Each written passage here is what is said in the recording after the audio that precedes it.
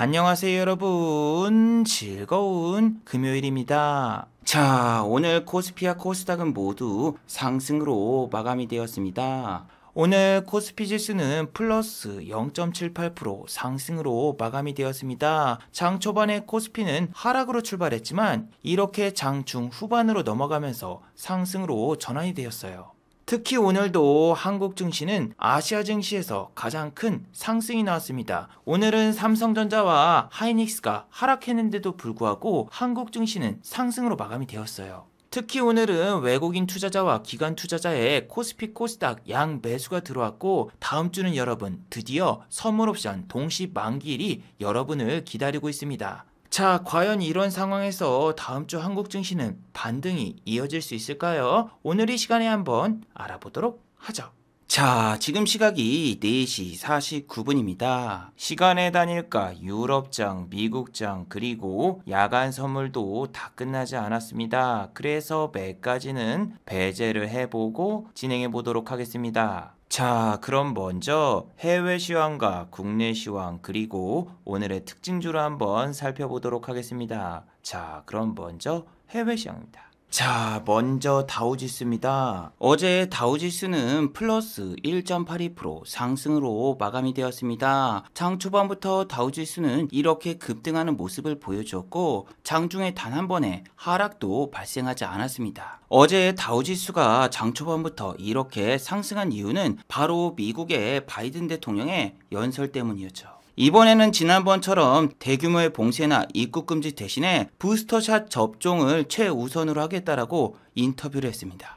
자, 그런데 같은 시간 유럽에서는 전혀 다른 뉴스가 나왔습니다. 코다리19 오미크론에 대해서 강력 대응하겠다. 특히 독일에서는 백신 접종자만 식당과 영화관, 유흥시설, 상점에 출입이 가능하며 백신을 맞지 않은 사람들은 이동 제한을 하겠다라고 발표를 했어요. 자, 그래서 유럽 증시는 미국 증시와 달리 이렇게 큰 폭의 하락이 발생되었습니다. 자, 그래서 미국은 바이든 대통령의 연설 때문에 여행 관련주가 크게 상승이 나왔습니다. 자, 크루즈 여객선 업체 카니발 같은 경우에는 어제 무려 9.22%의 급등이 나왔습니다. 자, 그뿐만이 아닙니다. 항공주 역시 이렇게 큰 상승이 나왔습니다. 델타 변이 바이러스와 이름이 똑같은 델타 에어라인은 플러스 9.28% 상승으로 마감이 되었고, 아메리카 에어라인 같은 경우에도 이렇게 플러스 7%대 급등이 나왔어요. 자, 그리고 호텔 신라의 라이벌 힐튼 호텔, 힐튼 월드와이드 홀딩스 역시 이렇게 7.41%나 상승이 나왔어요. 자, 그런데 여러분, 우리는 미국과 반대죠. 오히려 해외에서 입국하시는 여행객들 같은 경우에는 이제부터서 자가격리를 무조건 10일 이상 해야 됩니다. 자, 이러한 조치는 당연하죠. 지난번에 오미크론 확진이 되었던 40대 부부 같은 경우에는 백신도 미접종이었고 또 자가격리 역시 소홀하게 진행을 했기 때문이죠. 자, 그래서 지금은 남아프리카 공화국, 나이지리아를 포함한 9개 국가 같은 경우에는 외국인 입국이 금지가 되고, 이제는 백신을 접종해도 자가격리가 필수가 되었죠. 자, 그렇다면 여러분, 이런 상황에서 한국의 항공주와 여행 관련주들은 과연 상승이 나왔을까요? 미국 같은 경우에도 상승이 정말 늦게 나왔습니다. 한 달 이상을 횡보 내지 하락을 하다가 오랜만에 크게 반등이 나왔는데, 한국의 항공주들은 중간중간에 반등도 있었고 하락폭이 그렇게 크지 않아서인지 오늘 아침에 잠깐 상승했다가 이렇게 음봉으로 마감이 되더군요. 자, 대한항공 같은 경우에는 오늘 플러스 2.52% 상승으로 마감이 되었고, 아침부터서 무려 12%의 급등이 나왔던 노랑통닭, 노랑풍선 같은 경우에도 보시면은 이렇게 음봉으로 마감이 되었습니다. 플러스 11.94%까지 상승했지만 종가는 플러스 4.85% 상승 마감. 오늘 여행주들 같은 경우에는 미국 시장의 영향을 받아서 아침에 전부 다 이렇게 상승으로 출발했지만 장 시작한 지 3분이 지나자 전부 다 이렇게 음봉 전환이 되었죠. 그나마 시가총액이 작은 레드캡 투어 하나만 이렇게 양봉으로 마감이 되었지만, 레드캡 투어의 체결 내역을 보시면은 1시간마다 거래가 한 번밖에 없습니다. 총 거래량이 2만 주밖에 되질 않기 때문에 10억도 되지 않는 거래 대금이라서 주식을 사도 팔도 비빔면처럼 팔 수가 없어요. 자, 그리고 오늘도 한국 증시 같은 경우에는 어제와 마찬가지로 아시아 증시에서 가장 강한 모습을 보여주었어요. 특히 오늘은 중국의 디디 추싱이 뉴욕 증시에서 상장 폐지가 된다라는 뉴스가 나오면서 또 한 번 홍콩 항생 지수가 장중에 1%나 하락이 나왔어요. 저런 악재 뉴스가 있었는데도 불구하고 오늘 코스피 같은 경우에는 장 초반에 이렇게 마이너스로 출발했고 장중에 계속 마이너스였다가 상하이 종합지수와 홍콩 항생지수가 개정된 다음에 오히려 주가가 더 상승이 나왔습니다. 특히 상하이 종합지수가 개장되기 전까지만 해도 매수 주체는 개인이었습니다. 코스피든 코스닥이든 개인만 이렇게 주구장창 매수하고 있었고 기관은 팔고 있었습니다. 자, 그런데 오후장으로 넘어가면서 외국인과 기관 투자자가 개인의 물량을 전부 다 뺏어버립니다. 그리고 결국 코스피와 코스닥은 외국인과 기관의 양매수가 들어오면서 개인은 오늘 양매도한 것으로 나왔는데 여러분들께 어제 영상과 그리고 최근 영상에서 계속 말씀을 드리고 있지만 자, 한국은 다음 주 목요일이 선물옵션 동시 만기일 내 마녀의 날입니다. 그래서 여러분 지난번에 코스피 지수가 2839포인트까지 내려갔을 때 풋옵션, 지수 하방 베팅인 풋옵션을 1조 6천억이나 순매수를 했죠. 그래서 그때 풋옵션을 사신 분들 같은 경우에는 대부분 청산을 당했거나 지금 정말 큰일이 난 상황이거든요. 그래서 지금 지수를 다시 한번 2900포인트 이상으로 끌어올리면서 개인 투자자분들을 콜옵션을 사게 만들었습니다. 자, 오늘 같은 경우에는 외국인 투자자가 콜옵션을 무려 1조 원 이상 매도를 했고 풋옵션은 1000억 정도 샀습니다. 여러분 누누이 말씀드렸지만 한국의 현물 시장보다는 선물과 옵션 시장이 훨씬 더 큰 상황입니다. 그래서 옵션에 따라서 우리나라 증시가 많이 움직이는데 선물 옵션 동시 만기일은 정말 빅 이벤트 중 하나이죠. 그래서 외국인 투자자는 개인들이 하방 베팅을 했으니까 상승인 콜옵션을 대량으로 매수해서 다시 지수를 끌어올린 다음에 오늘 콜옵션을 대량으로 매도했습니다. 그런데 여러분 지금은 외국인 투자자가 본인들의 포지션을 제대로 보여주질 않습니다. 이게 바로 어제 외국인 투자자의 풋옵션과 콜옵션 매수 내역인데 콜옵션과 풋옵션을 동시에 베팅해버리니까 어느 쪽으로 갈지 알 수가 없었죠. 오늘 같은 경우에는 콜옵션을 대량으로 매도를 했지만 지수 하방 베팅인 풋옵션을 대량으로 매수한 건 아닙니다. 그래서 다음 주가 여러분 정말 재밌을 것 같아요. 선물 옵션 동시 만기일에 얼마나 과연 지수를 가지고 치고받고 싸울까 벌써부터 기대가 되네요. 이게 정말 재밌는 게 보통 S&P 500과 나스닥 양한 선물이 하락을 할 경우에는 금융투자라던가 투신 같은 경우에는 프로그램으로 코스피를 매도하는데 아침에는 금융투자가 오히려 매수 중이더군요. 물론 종가 직전에는 이렇게 금융투자가 팔았지만 웬일로 여러분 오늘은 투신과 연기금이 금융투자 대신에 매수가 들어왔어요. 그래서 저는 주말인데도 불구하고 외국인 기관의 수급을 보고 방향성을 찾아서 베팅을 하나 했습니다. 과연 어떤 쪽에 베팅을 했을까는 그건 영상 후반부에 알려드리도록 할게요. 자, 그리고 달러 환율은 여러분 갑자기 또 상승이 나왔습니다. 다시 한번 달러 환율이 1182원까지 올라왔어요. 자, 달러 환율이 이렇게 갑자기 상승이 나온 이유는 바로 한국의 외환 보유액이 5개월 만에 최저치를 기록했다라는 소식 때문입니다. 자, 한국은 지난번에 미국과 통화 스와프를 체결하면서 외환 보유액을 늘려왔는데 지금은 외환 보유액이 이렇게 많이 감소한 모습을 보여주었습니다. 자, 여러분 이런 상황에서 외국인 투자자가 이번 주에 매수한 주식과 선물을 매도할 경우에는 당연히 환율 시장도 크게 상승하겠죠. 원래대로라면 여러분 오미크론 바이러스 때문에 원달러 환율이 더 올라가야 되는데 지금은 오히려 환율이 상승하기보다는 환율이 하락을 해서 조금 의아한 모습을 보여줬는데 여러분들 다음 주 증시하고 환율을 잘 체크해보세요. 얘네들이 과연 이 수량을 매도하고 튈 것인가? 아니면 지난번처럼 또 한국 증시를 다시 3,000유로 올리면서 한국 증시를 상승으로 이끌 것인가? 자, 그리고 여러분 미국의 나스닥과 다우는 어제 큰 폭의 상승이 나왔지만 미국의 반도체 회사 마이크론 테크놀로지의 주가는 이렇게 마이너스 2.67% 하락으로 마감이 되었어요. 그래서 당연히 SK 하이닉스와 삼성전자 같은 경우에는 개인 투자자분들이 아침부터서 매도를 하려는 조짐이 보였으며 삼성전자와 SK 하이닉스는 실제로도 아침부터서 하락으로 출발을 했죠. 이게 여러분 어제 정말 애매했던 게 저렇게 마이크론 테크놀로지의 주가는 하락이 나왔어도 메타버스 전문기업 엔비디아 같은 경우에는 플러스 2.20% 상승이 났고 메타버스 CPU 제작업체 AMD 역시 이렇게 1.05% 상승이 나오면서 필라델피아 반도체 지수는 상승으로 마감이 되었어요. 그런데 여러분, 저는 어제 영상에서 여러분들께 말씀을 드렸지만 삼성전자와 SK하이닉스 같은 경우에는 오버슈팅이 나왔기 때문에 오늘 조정을 줄 것이다. 그리고 반도체주 대부분도 무지향성으로 상승이 나왔기 때문에 오늘 조정을 줄 것 같다. 이렇게 말씀을 드렸었죠.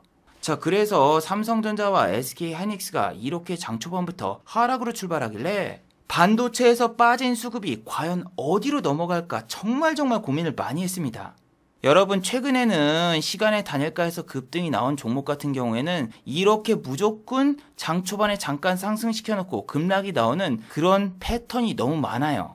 그래서 지금 시간의 단일가에서 급등한 종목들은 웬만해서 아침에 매매를 하지 마시고 그건 보유자의 영역이라고 생각하시는 게 정말 좋습니다. 자, 오늘 시간의 단일가에서 급등이 나왔던 종목이 뭐였죠? 네, 바로 원격 진료 관련주였습니다.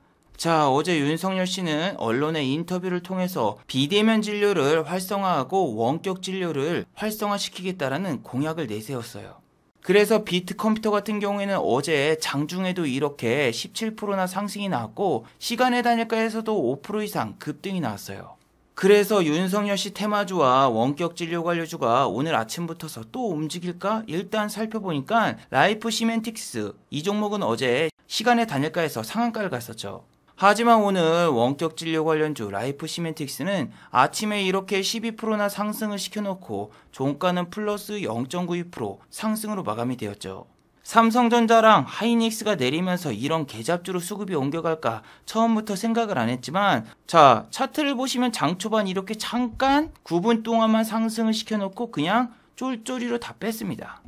이건 북치기 박치기 비트박스 비트컴퓨터 역시 똑같은 모습을 보여줬습니다. 시초가가 바로 깨지자마자 이렇게 급락이 나오는데, 지금 여러분 시간의 단일가에서 가장 큰 상승이 나온 1등 주자가 급락이 나오거나 상승이 안 나오면은 2등 3등주는 바로 급락이 나오니까 무조건 여러분 1등 주자의 움직임을 보고 움직임이 조금 이상하다 싶으면은 바로 익절 내지 손절을 하세요. 자, 비트컴퓨터로 오늘 시초가에 매수를 하셨다라면은 마이너스 11%의 손실을 보신 분도 분명히 있었을 거예요. 지금은 여러분들이 반도체 주식이 하락을 하면은 게임주라던가 제약과 바이오 이런 종목으로 수급이 몰리는 걸 알기 때문에 원격 의료도 제약과 바이오의 일종이라고 생각하고 오늘 들어가서 물리신 분들도 상당히 많을 겁니다.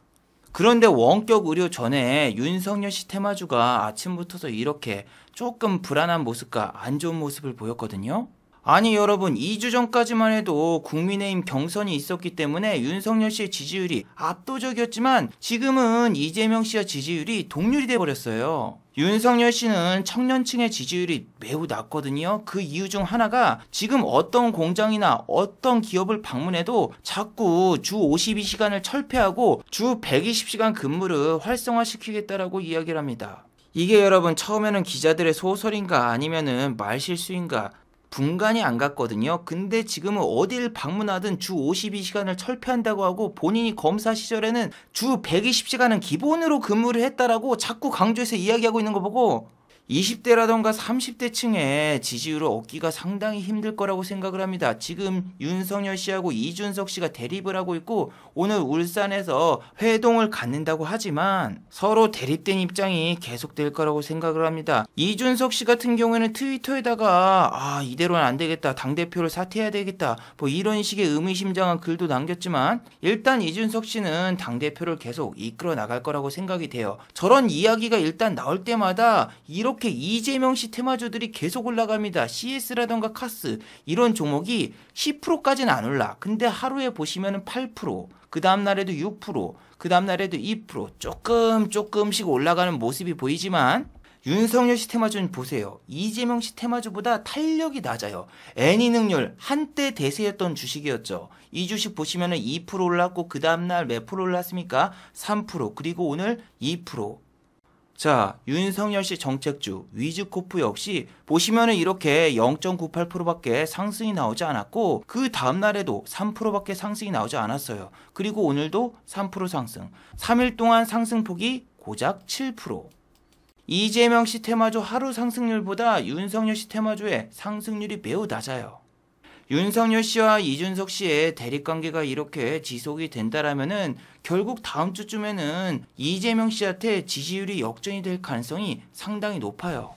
자, 그래서 저는 원격 의료 관련주는 배재대학교처럼 배제를 했습니다. 여러분, 최근 증시 패턴이 제가 생각한 건 이렇거든요. 자, 일단 9시에는 시간의 단일가에서 상승했던 종목이 급등하다가 꼬그라지고 10시쯤 되면은 갑자기 어떤 종목이 확 치고 올라와요. 그리고 1시간 정도만 상승이 나오다가 종가는 급락이 나오는 종목이 속출하면서 1번과 2번 종목은 수익을 내기가 힘든데 11시부터 12시에 올라오는 종목 같은 경우에는 종가까지 계속 상승이 나오는 종목이 많아요. 자, 오늘 같은 경우에는 시간의 단일가 종목들이 모두 다 급락이 나온 다음에 갑자기 치고 올라가는 종목 중에서 제약과 바이오 종목이 있었습니다. 한국 BNC 같은 경우에는 이렇게 9시 21분에 하방 VI가 아닌 상방 VI에 걸리고 말았어요. 자, 어제 유상증자로 인해서 한가를 갔던 한국 BNC 같은 경우에는 아침부터서 반대 매매로 인해서 마이너스 5.77%의 하락으로 출발했습니다. 그런데 이렇게 하락이 나오다가 갑자기 이렇게 10시쯤에 슈팅이 빵 나오는데 이게 끝이에요. 요즘 10시 때에 갑자기 상승이 나오는 애들은 이렇게 상방 VI 찍고 그냥 바로 밑으로 추락합니다. 한국 BNC가 움직이니까 갑자기 JP모건이 제약과 바이오 종목을 무더기로 삽니다. 얘네들이 갑자기 이렇게 제약주를 사면서 아침에 파란불이었던 제약과 바이오 종목들이 전부 다 빨간불이 들어옵니다. 제가 여러분 어제 영상에서 국전약품을 이야기하면서 제약과 바이오 종목은 지수가 내려가면 움직이는 섹터고 지금 그렇게 좋아 보이지가 않는다라고 이야기를 해드렸죠. 특히 코스닥 같은 경우에는 오늘 지수가 꺾인 적이 없기 때문에 한국 BNC하고 신풍제약이 움직였을 때 일단은 의심을 해야 돼요. 지금 여러분 제약과 바이오 종목들 보시면은 장 초반이라던가 이렇게 10시 때 장난 잠깐 친 다음에 다 빼버리는 게 최근 트렌드잖아요. 여러분들이 가장 많이 당하는 게 이런 거죠. JP모건 창구로 매수가 들어오면서 프로그램 매수가 이렇게 올라가는 거. 근데 여러분 프로그램이 어느 순간 매수에서 매도로 이렇게 확 바뀌어버리면서 나중에 어떻게 된다? 주가가 그냥 쫄쫄이처럼 빠지면서 끝. 그래서 최근에 여러분들께 강조드리는 게 이렇게 3분봉이든 5분봉을 켜가지고 무지향성으로 그냥 계속 10분 넘게 올라가는 종목들은 빠질 때도 똑같이 빠져요. 자, 그리고 신풍제약이 올라갈 때 국전약품 역시 잠깐 이렇게 10시 때 반등이 나왔다가 쑥 빠졌잖아요. 오늘 제약과 바이오 종목들이 신풍제약처럼 저렇게 막 무지향성으로 빵 올렸다가 빼는 종목들이 너무 많았는데 경동제약이라는 이 종목도 보시면은 오미크론을 잡겠다. 지금 현재 임상 3상을 캐나다에서 진행하고 있는데 류마티스 치료제로 무슨 코다리 칩고 바이러스를 잡는다. 이런 좀 말도 안 되는 이야기를 꺼내고 있죠. 보세요. 이 녀석도 갑자기 10시 때 20%가 올랐어요. 20%. 갑자기 뻥 하더니 장중에 20%까지 점프하고 그리고 그냥 밑으로 하방 VI가 걸리면서 번지를 했습니다. 그런데 여러분 오늘 제약과 바이오 종목 중에서는 딱 한 종목만큼은 제대로 된 외국인과 기관의 수급과 상승이 나온 종목이 있었어요. 자, 보세요. 모든 제약과 바이오 종목이 내리는데 현대바이오만 상승이 나오고 있습니다. 자, 10시 12분에 현대바이오 같은 경우에는 이렇게 투매가 나오길래 에이구 제약과 바이오 종목들 오늘 10시에 다 해먹고 가는구만. 에이구 이럴 줄 알았어. 이렇게 생각을 했었어요. 그런데 여러분 뭔가 느낌이 쎄한 거예요. 왜냐하면 10시 20분 10시 반이 됐는데 분명히 종목 자체는 하락이 나왔지만 프로그램의 순매수가 계속 이어지고 있었고 우리 JP모건형이 계속 매수를 하고 있네. 그리고 11시가 되자 다시 한번 32,000원을 뚫으려는 모습이 보이고 있습니다. 자, 현대바이오 같은 경우에는 어제 영상과 엊그제 영상에서도 이 종목은 여러분 공매도가 너무 많고 외국인 투자자의 보유율은 적은데 이 녀석들 프로그램으로 자꾸 자전거래하면서 주가를 찍어 누른다. 이런 종목들 조심해라. 어제 이렇게 말씀을 드렸죠. 이 녀석 같은 경우에는 공매도가 300억이 있기 때문에 오늘 만약에 거래량이 터지면은 이런 식으로 흘러내릴 거니까 꼭 조심하세요. 이렇게 말씀을 드렸지만 이 녀석은 말이죠. 제 생각과 완전히 반대로 움직였습니다.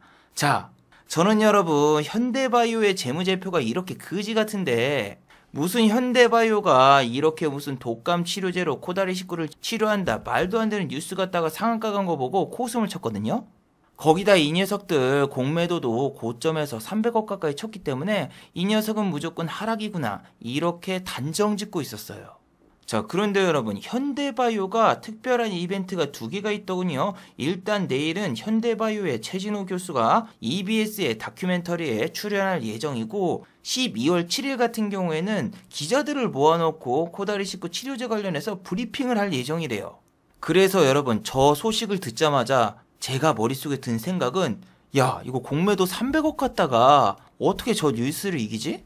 어제 같은 경우에는 현대바이오가 공매도를 치면서 위에서 호가를 계속 눌러버려가지고 주가가 결국 고점에서 이렇게 빠졌는데, 주가가 누르기만 하지 투매는 발생하지 않았어요. 이런 데서 투매가 탁 발생되면서 거래량이 빵 터져야 되는데 그런 모습이 좀 보이지 않아서 의아해했더니, 아니 가만히 있어도 거래량이 빵 터질 수 있는 이벤트가 화요일날 있네? 그런데 여러분, 어제까지만 해도 외국인 투자자가 보유하고 있는 지분이 3.57%밖에 되질 않습니다. 이걸 주식수로 환산해보면은 약 150만 주밖에 되질 않거든요. 150만 주 갖다가는 투매를 일으키기가 너무 힘들죠. 아, 화요일날 이벤트가 있다라면은 그때 저절로 거래량이 붙을 거고 그때 주가를 떨궈야 되는데 주식을 가진 게 없으니까 지금 주식을 사가지고 월요일이라던가 화요일날 개인들 들어오면은 던져버리고 위에서 공매도 치면은 무조건 먹네? 제가 그리고 여러분 이것까지 계산을 해봤어요. 얘는 상한가를 갖고 그 다음날에도 이렇게 급등이 나왔고 오늘 만약 32,000원을 돌파하고 종가가 마무리가 되면은 아마 단기과열 예고가 뜰 거라고 생각을 했어요.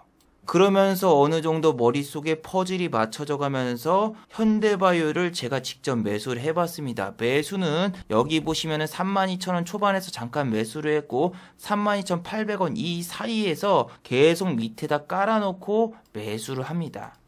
이게 여러분 웃긴 게 뭐냐면은 32,000원이 깨져도 절대 이 밑에 하방은 지지를 해주고 지켜주고 있다는 거.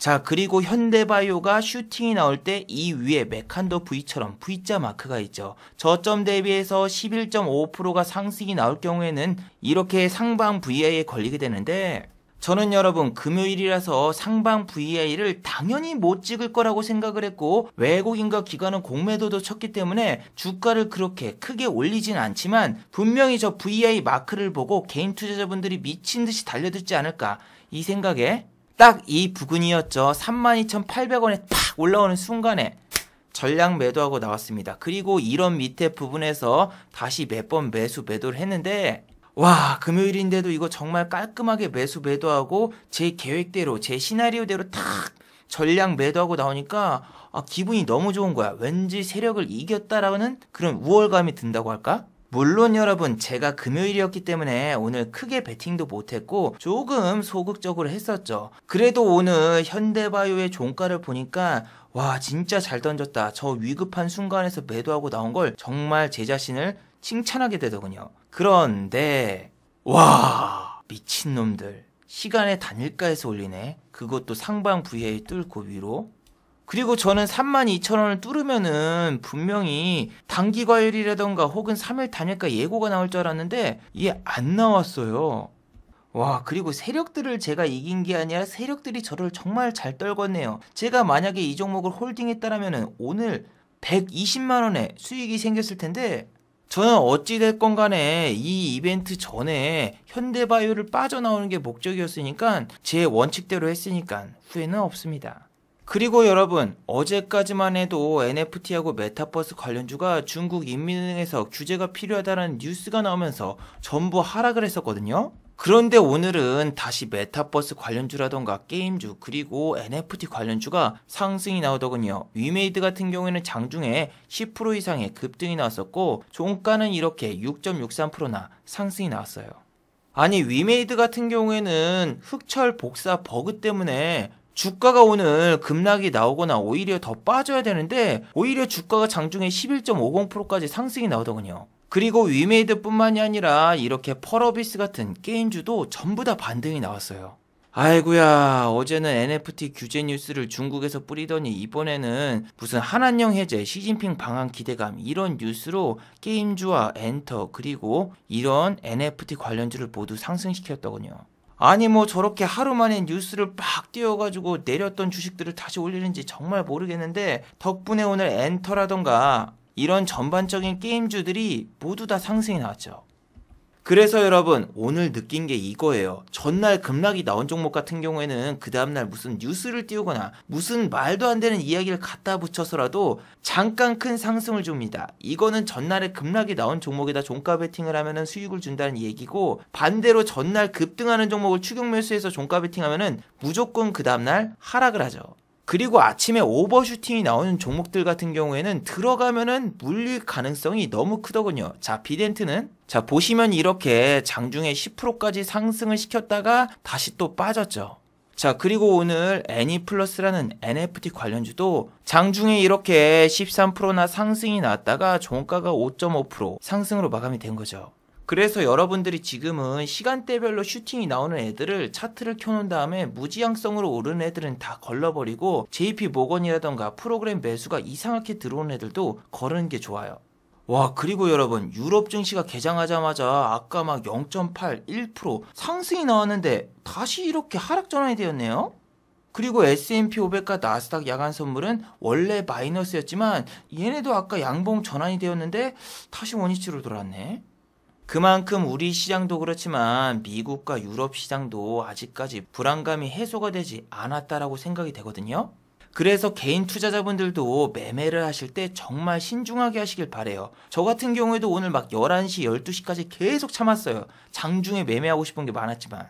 자, 그리고 저는 오늘 종가 베팅을 하기보다는 종가 공매도를 쳤습니다. 지금 공매도 비중이 100%가 됐고, 그리고 여기 보시면은 공매도의 수익률이 나와 있죠. 이거 종가의 공매도를 쳤기 때문에 이렇게 나온 겁니다. 아침에 곧버스라던가 혹은 공매도를 쳤다라면은 대부분의 종목들이 반등이 나와서 오늘 마이너스를 기록했을 텐데, 저렇게 종가까지 참았다가 공매도를 치는 거는 오늘 절대 나빠 보이지가 않았거든요. 물론 여러분 지금 결과가 안 나왔지만 개인 투자자분들이 이렇게 막 주식을 사고 싶고 지수가 이렇게 올랐을 때 이럴 때 공매도를 쳐야지 칠 수 있는 종목도 많고 개인들이 쫄아서 공매도도 못 쳐요. 자, 마지막으로 한번 정리해 보도록 하겠습니다. 1번, 전일 급등한 종목은 다음날 하락을 하고 전일 하락폭이 큰 종목들은 다음날 반등이 나옵니다. 최근에 급등하는 종목이 종가까지 양봉을 유지하면서 마무리가 되면은 다음날 그 종목은 시초가 붙어서 하락으로 출발하고 하락세가 이어집니다. 반대로 전날에 하한가를 가거나 급락으로 마무리된 종목은 다음날 오히려 큰 폭의 반등을 보여주는 게 지금 증시입니다. 그런 의미에서 종가 베팅은 상승 종목보다는 하락 종목에 베팅해 보시는 게 어떨까요? 자, 두 번째, 외국인은 오늘 콜옵션을 대량으로 매도했습니다. 개인들은 풋옵션을 손절하게 만들고 이번에는 개인들이 콜옵션을 대량으로 매수하게 만들었습니다. 특히 다음 주에 선물 옵션 동시 만기일이 있는데 외국인 투자자가 지속적인 풋옵션을 매수한다라면은 이때는 여러분 한국 증시가 크게 흔들릴 수 있으니 꼭 주의하시길 바래요. 자, 유튜브 광고도 끝까지 시청해주시면 정말로 고맙겠고 좋아요와 구독하기도 많이 눌러주시면 정말로 고맙겠습니다. 아, 그리고 또 어제 생방송 전에 저를 후원해주신 정말 고마운 분들이 계셨네요. 네, 제 유튜브 영상 밑에 있는 투네이션 후원하기 버튼을 눌러주시면 저를 후원해주실 수 있는데, 슬렁님 후원 1000원 정말 감사드립니다. 자, 다들 수고하셨고 즐거운 평일 되시기 바랍니다. 다들 수고하셨습니다.